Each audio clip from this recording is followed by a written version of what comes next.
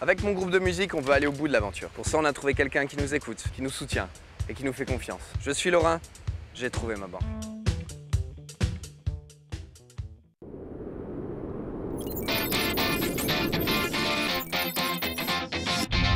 Vous avez absolument raison.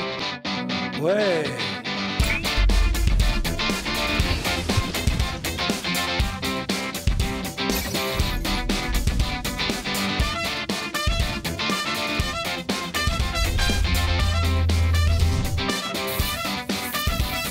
Mesdames, Messieurs, bonjour, ravi de vous retrouver pour ce Bienvenue chez vous. Vous le savez, nous sommes dans notre 14e année déjà de ce rendez-vous quotidien et chaque semaine, nous avons le plaisir de retrouver quelqu'un que vous aimez bien. Avant cela, on va dire bonjour à celle qui nous accompagne tous les jours, c'est Virginie. Que vous aimez bien aussi. Et que vous aimez bien aussi, bien sûr. Forcément. Comment ça va, Virginie? Ça va bien, Ça merci, va bien oui. Faut arrêter de me mettre de la nourriture comme ça. Surtout à cette heure-là, c'est toujours un horaire où là on peut rien faire, on a faim, on est obligé d'en parler, c'est une vraie torture. Bonjour Mademoiselle Wolf. Bonjour Jean-Luc. Comment ça va aujourd'hui? Très bien. Contente, elle a passé la frontière, elle est allée voir nos amis luxembourgeois. Voilà. Ça devient une vraie histoire d'amour avec le Grand-Duché. La grande région, j'aime. Ouais. C'est vrai que Luxembourg, pour moi, c'est une découverte, mais une découverte heureuse. Tout à l'heure, en deuxième partie dans l'émission, on aura comme invité André Gilles. André Gilles, c'est ce chanteur nancéen qui est en train d'étonner toute la France. André Gilles, 79 ans, viendra nous chanter Tom Jones tout à l'heure pour notre plus grand plaisir. On démarre la rubrique Terroir et l'invité de Marie-Paul Wolf après ça.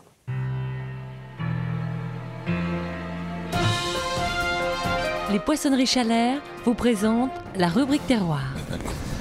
Et Marie-Paul, votre invité aujourd'hui? Christian Kempf, de la célèbre maison Kempf Colère. Ah bah oui, bonjour. Bonjour. Installé donc à Bombiche, puisqu'on s'est rencontrés grâce à Monsieur Mudoven. Ce jour-là, vous avez relevé un défi parce que j'avais envie qu'on cuisine avec la moutarde luxembourgeoise. Vous m'avez accueilli, vous m'avez surtout consacré du temps, malgré une charge de travail très importante. Et j'ai été séduit par votre établissement, par vos employés, vos collaborateurs. Et je m'étais promis de venir vous revoir, car j'avais vu dans une de vos vitrines une petite spécialité qui est le pâté Riesling.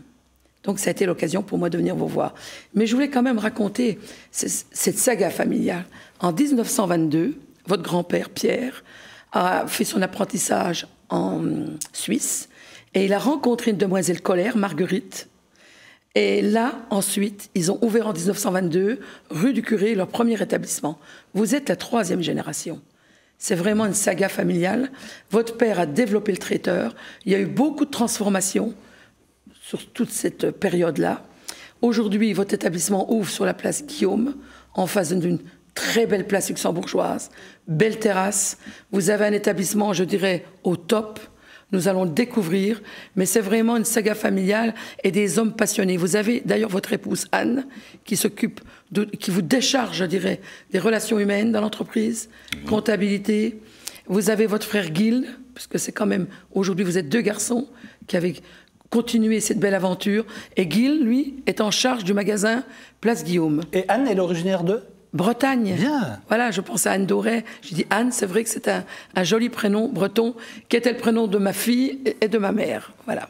Alors, si vous le voulez bien, on va déjà planter un petit peu le décor. Alors, oui. Avant cela, c'est vrai que quand on vient au Grand-Duché de Luxembourg, tout le monde a goûté une fois dans sa vie un pâté au Riesling, le fameux pâté au Riesling. Par contre, il y a des secrets de fabrication. Ah oui. Ça, on peut s'appeler Marie-Paul Wolf ou je ne sais pas qui, on aura toujours du mal de percer. Je sais que vous avez enquêté, je sais que vous avez... Ils n'ont pas tellement voulu me dire, mais moi je pense que la pâte là, n'est pas une pâte brisée simple. Voilà, j'aurais dit, ils ont souri. Mais auriez dit. J'aurais avancé des idées, mais chapeau, hein. Chapeau pour l'entreprise. Hein. Alors, comment réalise-t-on ces pâtés au Riesling? Vous êtes allé sur place, donc vous allez nous présenter la maison. Naturellement. Alors, on a les images, allons-y. Alors, en premier lieu, nous avons été donc à Bombiche, où là, l'établissement, le premier, on l'a vu d'ailleurs avec Monsieur Mudoven. C'est là que je vous ai découvert pour la première fois, un bel établissement. Là, vous avez toute votre entreprise de fabrication, une boutique, très bien achalandée également. C'est là que j'avais repéré ces petits pâtés ce jour-là. La salle de restauration, vous avez une restauration rapide, je dirais à des prix extrêmement abordables. Et là, donc, je suis venue voir cette fabrication de ce fameux pâté au Riesling. Là, donc, on voit Romain qui met les lèches de veau et de porc. Lèches, c'est des petits morceaux coupés très, très régulièrement et qui vont macérer pendant 48 heures. Ensuite, on prépare la farce qui est à base de porc avec des morceaux choisis. Je dirais que vous n'employez que des produits frais épaule, lard bien maigre, parce que ce qui donne le moelleux. N'oubliez pas qu'il faut un peu de lard dans toutes ces charcuteries pour amener le goût. Il va donc passer ça au mixeur. Pardon, vous m'excuserez, j'ai un peu de enroué. Au hachoir, avec oignons frais, persil frais, que des produits frais. De toute façon, on fait du bon qu'avec du bon. Ça, c'est indéniable. Donc, on voit cette farce qui arrive sur les lèches de porc. Il va donc déjà faire un premier malaxage, il remue.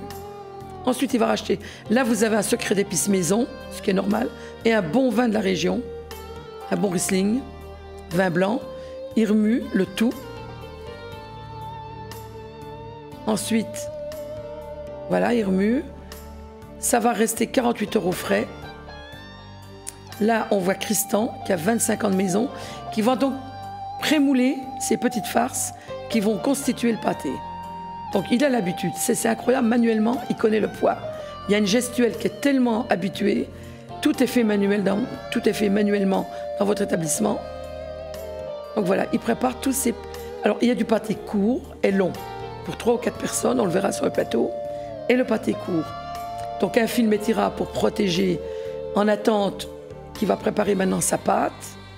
Alors, cette fameuse pâte, là, j'ai testé à cuit. J'ai testé à cuit. Je la trouverais presque briochée, et pourtant elle n'est pas briochée. Il y a un rajout dedans. J'aurais parlé du lait, j'aurais parlé d'un œuf, pour amener cette douceur de la pâte. Parce que la pâte, elle est maigre, c'est ça sa richesse. Elle n'est pas grasse, et elle garde tous les actifs de la chair à l'intérieur. Et ça, c'est un tour de main. Ça, c'est le signe d'une grande maison. Parce que moi, je suis sensible aux pâtés lorrains même. Et quand les pâtes sont trop grasses, ce n'est pas bon. Alors, il a donc passé au laminoir la pâte pour l'étaler finement. Il la prédécoupe. Il faut de la régularité dans les produits. Donc voilà, tout ce travail manuellement qui est intéressant de montrer à vos consommateurs. Parce que souvent on dit, ah, le produit, il vaut tel prix. Mais le produit, il y a la main-d'œuvre et il y a surtout la qualité des produits. On ne peut pas comparer sans voir ce qui se passe dans les ateliers. Moi, mon but, c'est de montrer cet artisanat de pointe, où encore on fait la place à l'homme et tout est fait manuellement. Donc là, il a passé un mélange d'œufs pour que la pâte adhère. Il va remettre ces petits pâtons de viande bien réfrigérés sur cette pâte. Donc vous voyez, tout est fait dans les règles de l'art. Alors c'est du travail de préparer des centaines de petits pâtés comme ça, parce que c'est un point important, monsieur Christian. Ça. Oui, c'est surtout la régularité qui compte dans l'apportionnement des petits boudins de viande qu'on met dans la pâte, parce que si on en met trop, la pâte ne tiendra pas le coup. Donc il faut un travail très minutieux et très précis. Et il ne faut pas que ça éclate à la cuisson. Et c'est pour ça qu'on voit la façon de fermer le petit pâté. Il faut que ça adhère bien. Ça, c'est un petit secret que vous n'auriez pas dû filmer, mais ça fait rien. C'est filmé. Disons que ça, c'est... Enfin, si c'est une façon. Comme secret, on ne va pas aller loin avec ça. Oui, non. Mais la gestuelle est importante. La gestuelle est importante.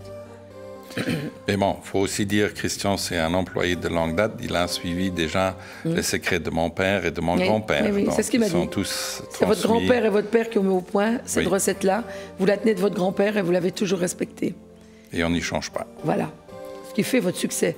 Alors ensuite, là, on va voir Pascal qui prend le relais, qui va passer du jaune d'œuf pur pour amener la couleur, la brillance.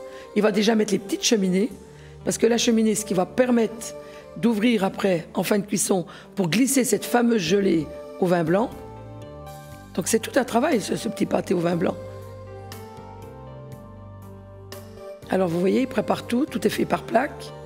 Voilà, on perce légèrement. Là, il fait la cheminée. Voilà. Ensuite, on met ce petit rajout de pâte qui va former la cheminée. Voilà, il donne un petit coup de fourchette dessus pour les dessins. Alors, quand on consomme un petit pâté comme ça, on se dit, bon, c'est bon, mais il faut, en consommant, on doit penser à l'artiste qui a fait ça. Moi, j'appelle ça des artistes. C'est un travail, déjà, il faut être passionné parce que c'est un travail répétitif. C'est un travail qu'il faut rester constant. Comme me disait Christian, il faut de la régularité dans le produit. Et c'est quelque chose, ça. On ne devient pas pâtissier comme ça, en sucré, en salé, du jour au lendemain. Donc Pascal va enfourner pour 40-45 minutes de cuisson. Four professionnel, naturellement. Donc voilà, la cuisson va s'effectuer. On voit déjà le changement de couleur. Cette pâte justement qui gonfle, qui m'a toujours intriguée, qui m'intrigue toujours. Je sens que ça vous énerve, ça. quand même. Non, ah non, ça m'énerve pas. Ah non, non, c'est pas un énervement, c'est une curiosité de produit. Alors ensuite, elle va être amenée dans l'atelier où on retrouve Romain, qui est un atelier salé. Et là, il a préparé cette fameuse gelée avec un bon vin blanc. Le Riesling de la Moselle. Le Riesling de la C'est Moselle. obligatoirement du Riesling luxembourgeoise. pour ça, pour Oui. ces pâtés, Oui. Oui. C'est vraiment 100% Riesling. Ensuite, il garnit. Donc, il faut les garnir le lendemain. Cette gelée va prendre très rapidement. C'est un travail qui se prépare quand même sur une Mais journée c'est ou là où deux. on se rend compte qu'il y a quand même du boulot. Hein. Ah oui. C'est vrai que quand on les mange, Oui. on mange ça sans penser que derrière. C'est pas le travail gros boulot. industriel, Ouais. tout est là. Ah, Et là, on voit évidemment, Laurent, j'ai qu'à faire, hein. Laurent qui est un de vos proches, également collaborateurs, qui garnit cette vitrine-là, qui se trouve à Bombiche, avec ses bons produits. Eh bien voilà, donc on vient de faire une première visite. Alors c'est vrai que ça donne envie d'en savoir un peu plus. Par exemple, sur cette table, qu'est-ce qu'on a, Marie-Paul? Ah bah, là, on a le fameux petit pâté au Riesling. Ici, La Christian. tourte au pinot noir. Voilà. Mais Et- à côté, j'aimerais que vous parliez de ces 3 pâtés parce que vous avez créé 2 nouveautés. Oui, deux nouveautés. Oui. Donc ici, juste encore pour les... Vous pouvez soulever délicatement la tranche. La Parce tranche, que- là, j'ai oui. ici une tranche de pâté Richelieu.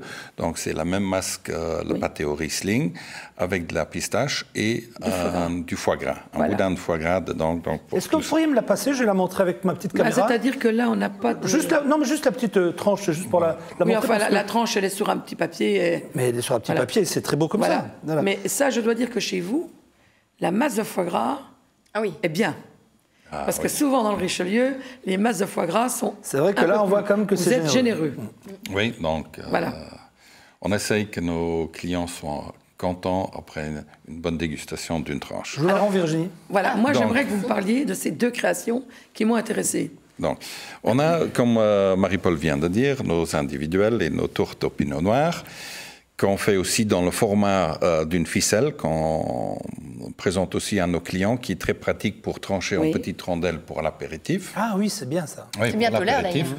Le soir, tu as 5 invités, 1 ou 2 ficelles, comme ça. Il y a toujours quelque chose dans Les, le... les petites Ah oui, ficelles de c'est- Kev Colère, c'est bien. Alors, les nouveautés. Donc, les nouveautés, c'est j'ai ici une ficelle avec une viande de canard façon asiatique, c'est-à-dire avec du gingembre et de la citronnelle.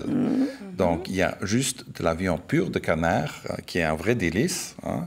Et à côté, maintenant, pour la saison du gibier, on a lancé une ficelle, ou un pâté au gibier et RL. Ça, c'est Donc, très bien, ça. essentiellement, on a du chevreuil et on a un peu de marcassin à cause pour amener du le gras. moelleux. Le moelleux, le gras, tandis que le chevreuil donne le côté corsé. C'est ce qui remplace le porc dans le pâteau Riesling. Voilà. Christian, je peux vous demander juste de le soulever un tout petit peu pour que nos amis le voient et tenir... Ça, c'est le chevreuil. Tenez comme ça, voilà. Comme Ça, on c'est voit le bien. chevreuil. Voilà. Donc, ici, on a le chevreuil. Voilà. Et ici, on a Le canard. pâté. Je trouve que c'est très intéressant. On va faire une dégustation quand on a des apéritifs. Oui. Alors, moi, je voulais quand même également parler. Vous avez un atelier de gibier extraordinaire parce que vous êtes parmi quelques entreprises luxembourgeoises à avoir un atelier sous les contrôles Agréé. des services vétérinaires comme nous avions en France. Moi, je ne peux pas m'empêcher de comparer toute cette marche en avant qu'on a fait pour l'Europe, tous les pays en même temps. Et quand je vois ça, vraiment, je me dis, mais on a bien fait, on a bien fait. Parce qu'on retrouve l'hygiène dans les pays comme le Luxembourg, la Belgique, même l'Allemagne, exactement pareil que nous. Moi, je me disais, l'Europe, nous, il fallait investir, mais je me rends compte qu'aujourd'hui, qu'on a tous fait l'effort en commun. Et quand j'ai vu votre atelier de gibier, il reçoit donc du gibier des chasses luxembourgeoises. Moi, je vous félicite parce que toute ma carrière, j'ai lutté contre les gibiers d'importation, Pays de l'Est et même beaucoup plus loin, des gibiers qui étaient marinés par seringue. Là, vous présentez, on le verra dans la vitrine, je pense qu'on le verra, dans la vitrine de la boutique de la place Guillaume, des gibiers frais que vous vendez sous vide pour vos clients. C'est extraordinaire, le gibier frais. C'est le plus beau produit qu'on puisse rêver en saison. Vous pourriez me passer une petite boule de Oui. pâté Riesling? Et- Comment et- ça s'appelle le vrai La nom de tourte ça? au pinot noir. Ça, Tourte c'est au la pinot tourte au noir. pinot noir. Et je voudrais que vous parliez de cette terrine que vous avez montrée. Attendez, juste par rapport, je voudrais Oui. montrer ça à nos amis téléspectateurs. Donc ça, c'est la fameuse tourte au pinot Pinot noir, noir, hein, c'est ouais. ça. Donc voilà, la différence par rapport au pâté au Riesling qui lui est allongé. Au moins, vous savez que si vous prenez la tourte, c'est du pinot noir. Ok. Ensuite, Marie-Paul, pardon. Ensuite, Là- on a les deux pâtés, Là, on peut les voir à la deux caméra. terrines Voilà. qu'on a fait. Celle à gauche, c'est la terrine de chevreuil aux figues. Et à droite, on a la marcassin aux abricots. Et on voit vraiment que c'est de la terrine artisanale. Oui, ça, c'est- moi, j'ai la chance d'avoir l'odeur à côté de moi. ça sent Je très dois bon. vous dire que c'est exceptionnel. Donc, vous mettez à l'honneur le gibier. Et ce qui est intéressant dans votre restaurant de Bombiche, c'est que tous les jours, en saison, vous valorisez le gibier frais à travers des plats comme les daubes, les petits sautés. Et ça, c'est intéressant. Vous vendez les beaux morceaux comme la gigue. On ne va pas faire une cuisson lente sur un cuisseau de biche ou de chevreuil ou de sanglier. Mais vous travaillez, vous transformez tout. C'est ça l'intérêt d'avoir du gibier frais. Et c'est ça aussi l'artisanat, quand on a des bonnes matières premières, de bonne qualité, d'une source sûre et fiable. Oui. Et ensuite, comme on vient de parler, Parce que nous, avec des bons collaborateurs. En Lorraine, nous avons le plus grand massif forestier. Mais il ne faut pas oublier que le Luxembourg est magnifique avec ses forêts giboyeuses. Également la Belgique. On est vraiment dans le grand corps nord-est de l'Europe. Ça nous suffit à nous-mêmes. Pourquoi importer quand on a de telles qualités de produits? Alors, il n'y a pas, si j'ai bien compris, seulement du salé. On va Oui. parler du sucré. On va le retourner Oui. dans ce cas-là. Et puis voir. alors là, il y a quand même, c'est intéressant aussi. Alors, attendez. Le service traiteur, qui est magnifique chez vous, et vous avez créé des petits macarons. Oui. Alors, on a fait aussi pour le service traiteur, c'est-à-dire pour les gens qui n'ont pas envie de travailler, on amène tout, sauf les invités. Et on a créé des petites finger food, comme on appelle, des amuse-bouches. Donc, les macarons sont très bien réputés dans la pâtisserie et ont bien invadé un grand nombre de pâtisseries dans le pays et à travers du monde. Et on a créé ici des macarons salés. Donc, on a ici le macaron au poivron.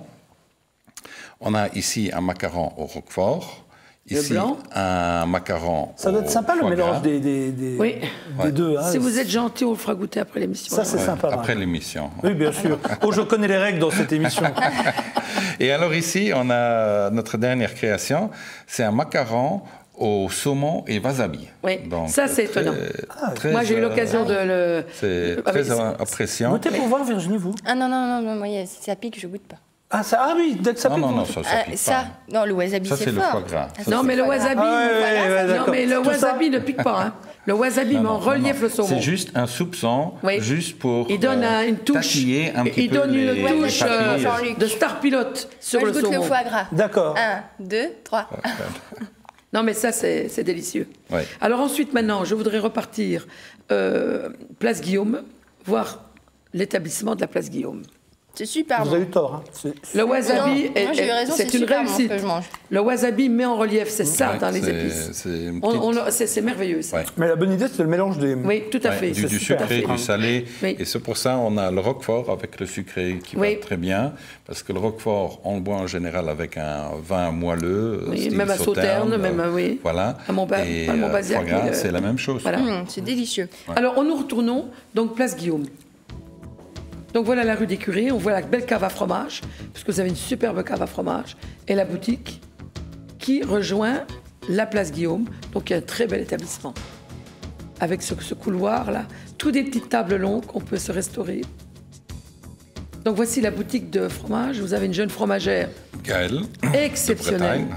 parce qu'elle connaît la Décidément. carte de France mieux que certains Français, je le dis. Elle a une connaissance, mais une connaissance des régions de fromage, de l'affinage, de la fabrication, des saisons qui est vraiment merveilleux.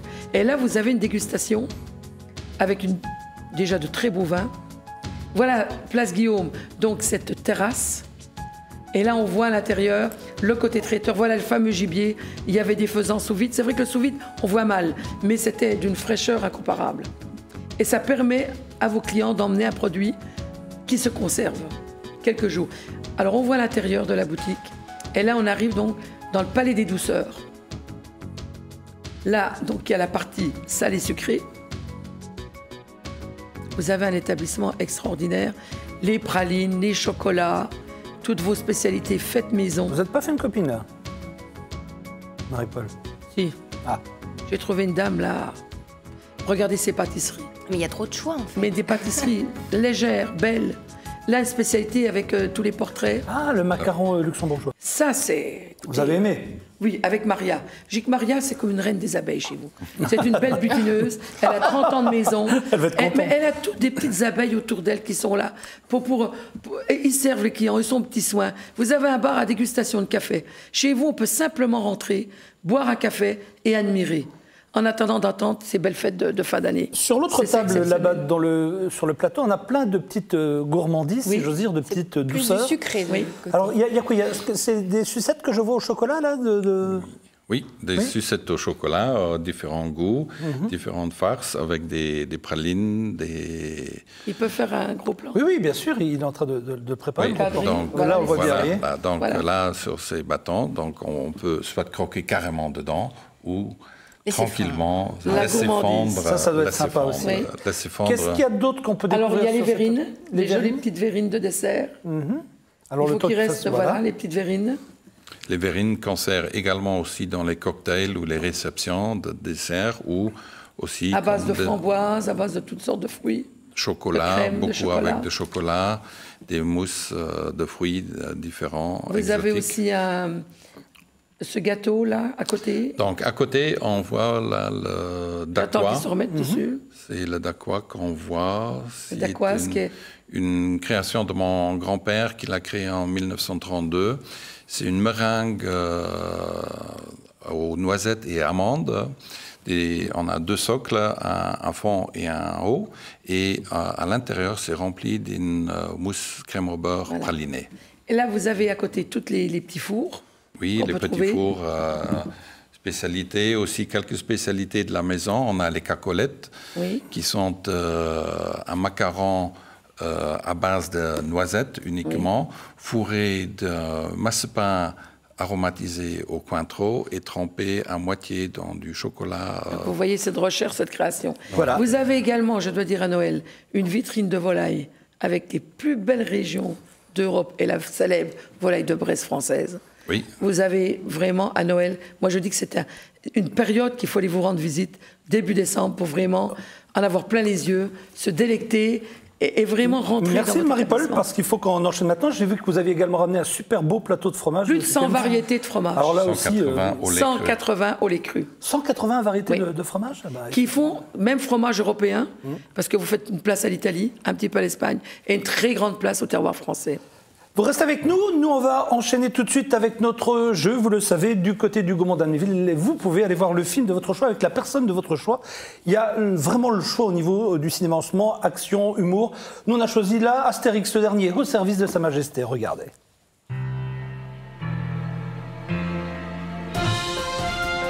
Les Poissonneries Chalère vous ont présenté la rubrique terroir. 50 ans avant Jésus-Christ, après avoir conquis la Gaule, l'Égypte et l'Hispanie, César porte le nom de Rome jusqu'à cette île appelée Britannia. Incroyable. Moi, je crois bien que j'ai la cote avec les dieux. Je me demande si nous pourrons résister éternellement. Il existe pourtant un village qui a réussi cet exploit. Bon, Gouduric, c'est le matin, on se lève tôt à la campagne. Ouais, ben moi je viens de Lutèce. Et à Lutèce, c'est l'heure à laquelle on se couche. Maintenant, foutez-moi la paix, les blaireaux. Je vous présente Johnny Thorax. Enchanté, secouons-nous la main.